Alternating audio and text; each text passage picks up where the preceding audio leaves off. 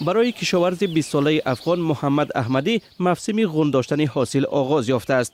او در یکی از میدانهای کشت کوکنار ناحیه پنجوی ولایت جنوبی قندهار افغانستان به جمع‌آوری شیره مشغول است. احمدی که چند پیش مکتب میانه را ختم کرده است، از حساب جمع‌آوری شیره کوکنار روز می‌گذراند. وارم چې زه خپل تعلیم وکم، تربیه وکم. کسی نمیخواهد با این کار مشغول باشد. من هم میخواستم تحصیلم را ادامه دهم، ولی وضع اقتصادی مرا مجبور کرد به این شغل کار. زه کار وکم. موږ اقتصادی مشکلاتی اقتصاد مو ډیر کمزور دی.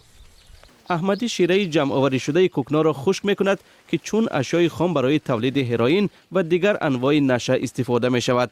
درآمد احمدی یکی از منبع‌های اساسی روزگذرانی عائله آنها میباشد که از 14 نفر عبارت است.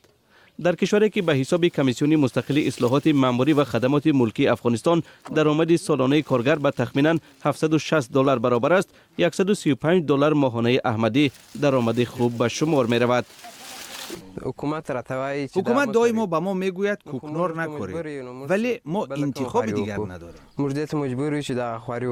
با بدشوی وضع امنیتی افغانستان و توسعه منطقه‌های تحت نظارت طالبان، شماره بیشتر کشاورزان افغان به کشت کوکنار روی می‌آورند.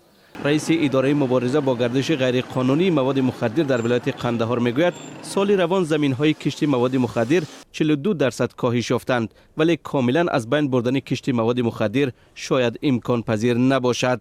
مشکل در گذشته خارجیان خراجات معرکه‌های محو مواد مخدر را سرمایه‌گذاری می‌کردند.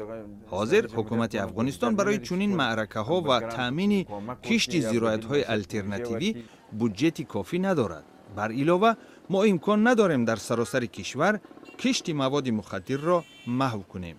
افغانستان و به خصوص ولایت‌های قندهار و هلمند این کشور بزرگترین سرچشمه مواد مخدر در سراسر عالم به شمار می‌روند.